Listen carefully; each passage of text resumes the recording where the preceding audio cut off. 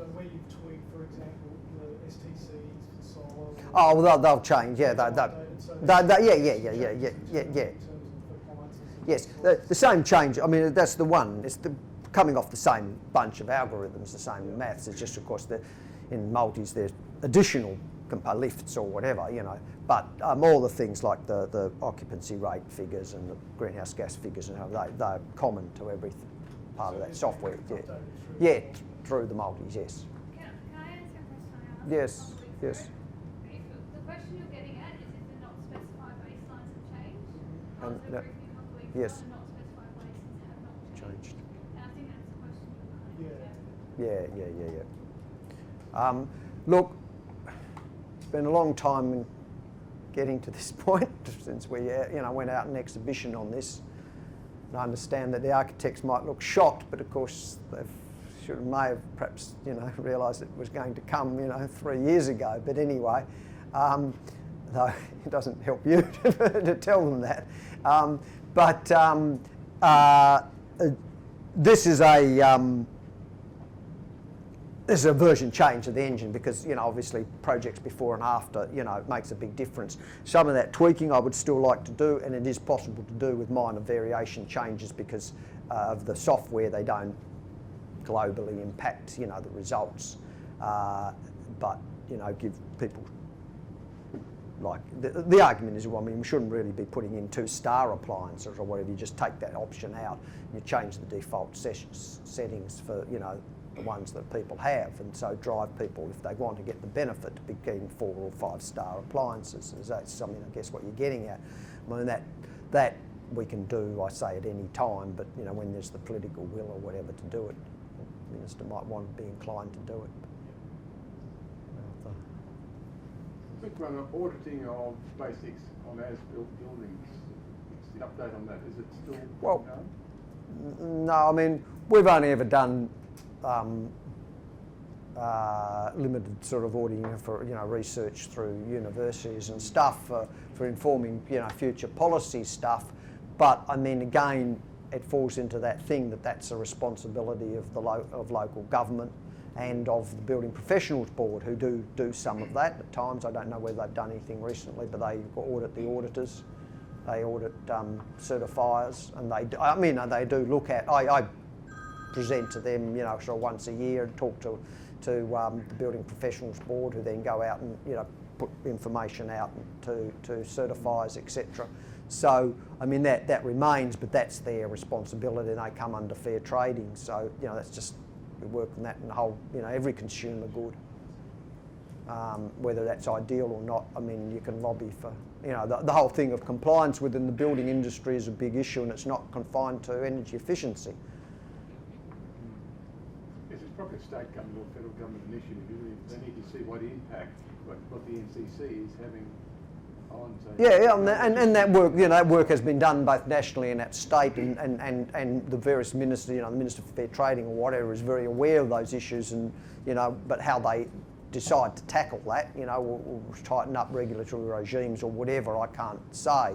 But compliance in the building industry, and a whole range of things. There was that fire for the residential, with the aluminium clad stuff with the plastic inside or whatever, not, things like that. So there's issues out there and it's not at all narrowed to just to energy efficiency. In fact, I'm not saying it's good, but probably not the worst offender even, but how the industry does that what an appropriately qualified expert, is all being discussed, and whether in fact for Class 2 buildings a qualified energy assessor should be the person to sign off the energy things, I know is something that's been discussed, by your members. That's all going to have to flow through, Department of Fair Trading and Building Professionals Board and those sorts of operations. Sorry, could you just reiterate? So before the 1st of July, if I hit certified on a basic certificate on the 30th of June, but it didn't lodge till a couple of days later, so already in July, is that still valid, or yes. do I have to then yes. recertify? No change. If you create a certificate between now and 30th of June, And don't leave it till midnight, please, because it won't be actually, because it will be going. In fact, I'll say close of business, 30th of June, right? So just to be clear on that, 5 o'clock. I think it's a Friday, because they will have to take the site down to refresh and load it up, so that 9 o'clock on the 1st of July. If you create that certificate, it as is at the moment, it's valid for 3 months.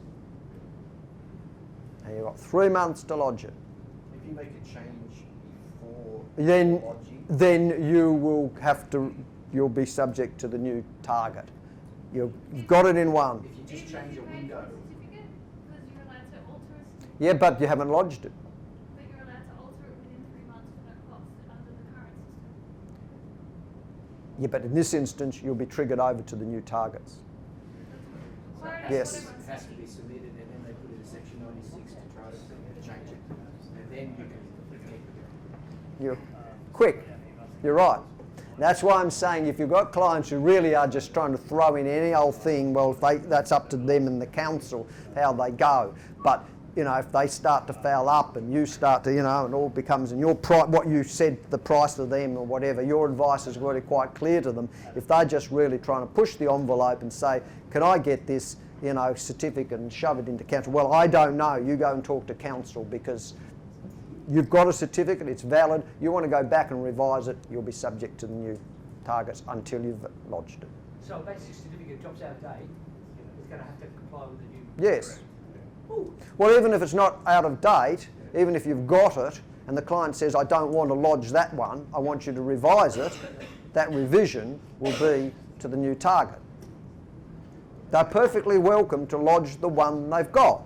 It's the same, and this, you know, I mean, and they will get all sort of upset by this, but if you go and buy a pair of size 10 shoes, and then you walk out of the shop and you can wear them around, then you come back and say, oh look, I actually needed size 15 shoes, I got really tight, you know, my feet are, you know, crushed in here. Well, I mean, don't buy that in the first place. If you invent some certificate which is a load of rubbish and say, well, I've got no real intention of lodging it and the council won't accept it, well, don't, you know, why did they ask you, the assessor, to press the button and pay $2,000 for it? Because they were just playing the game, you know. So for those who've got projects which are realistic, you shouldn't have a problem. For those that are trying to sort of jump in, and I know that will happen, so be it, you know. We've got to live with that, but it will become increasingly difficult for people to Flowing on fiddle from with that. So it's been, the certificate's been lodged, it's been entered, it's already up to version 2 or 3. Yes. At the CC stage, the software will still recognise the old certificate and the old Yes. tab. Good. Unlike matters. Thank you. So, yes. Yeah, I agree with Samantha. It's very important that we communicate clearly with our clients, Yes. architects. Yes. Will we have access to any official documentation from BASIX, for example, so that Well, we can you've got actually send out to our what you've clients? got, what you've, yeah. Well, what you've got, and there is. So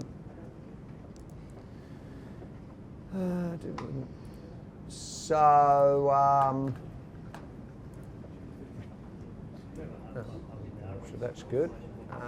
What happened to refresh?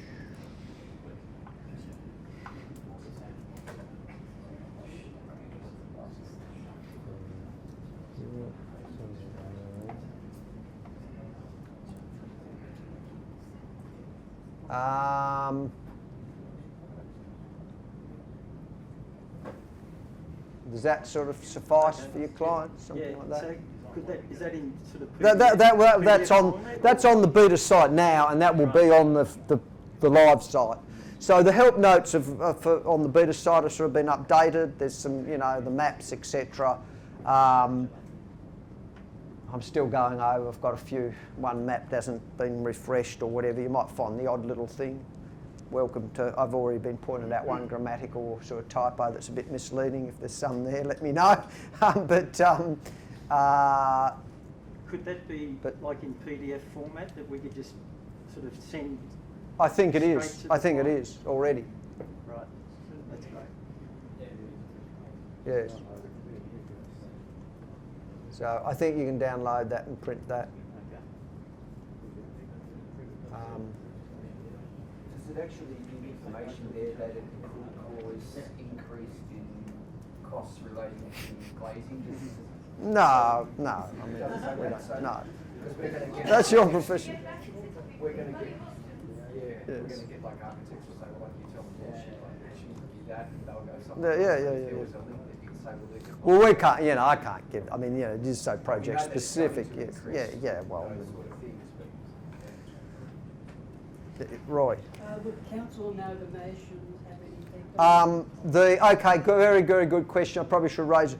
Anything in the old version will stick with the old councils, all the new stuff. It's one thing when it migrates, your LGA will be cleared and your postcode, and you've got to re-put it in and get the new council. So when you migrate a version 2 that that's in progress or hasn't got a certificate or whatever, take it over. Obviously, your thermal, anything you've got in thermal comfort's going to drop out because that's got the new caps. That's the main bit of work you'll have to do is reselect the LGA, the postcode and LGA, and then of course redo your thermal comfort section. You'll have to have a look at the energy section to see where you are there, but those things are actually kind of cleared out because whatever you had, the caps have now changed. Not to do with the upgrade thing, just a general basics question. Yep. When I certify, say, an 80 villa development, I send them all the certificates. And I say, do I have to lodge all these? They say, I don't know. I just send them all to you, and as well as the summary certificate, because the summary certificate's got no information on it anyhow. It's just got the Yeah. caps. So I send them all 80 certificates. But they meant to lodge them all? Yeah. Yep. Okay.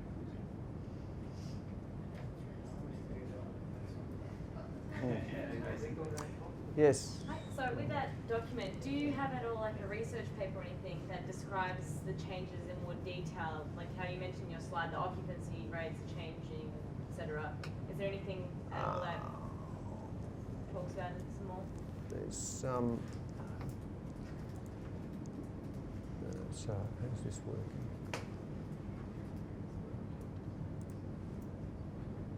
I mean, there's the original material, which this one.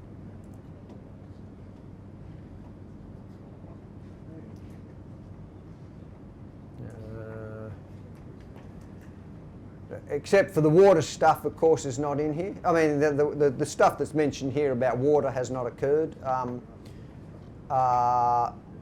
mean, I can't say that everything has happened, but we've done things like there's the greenhouse gas emission, the STC algorithms, occupancy rates. Unfortunately, I mean, some of these things got done, some didn't, so I suppose, I mean, it might be worthwhile trying to perhaps put together a list of exactly what's happened out of that and what hasn't. I could look at doing that. Okay, I'm conscious of the time. Any more questions? I'm fine for maybe 2 more questions. More comes? Look, I'd just like to thank you very much.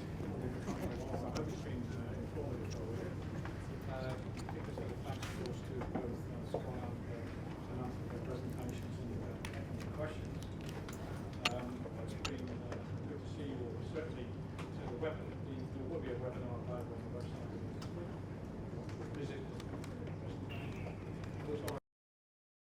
More, who's sitting quietly over here on your left, who some of you would have spoken to on the phone. She's on our help desk and continue across, but everything you want to inquire of her. And thank you for organising today. Thanks. I was going to say, in a sort of slight effort to not, to save paper, and we'll be able to get it electronically, but if you're desperate for hard copy, there's about 20 here of each, the presentation and the screenshots, so maybe those who would rather have an electronic app, don't take one, but some of you do want the paper copy, is there. Okay, thank you very much.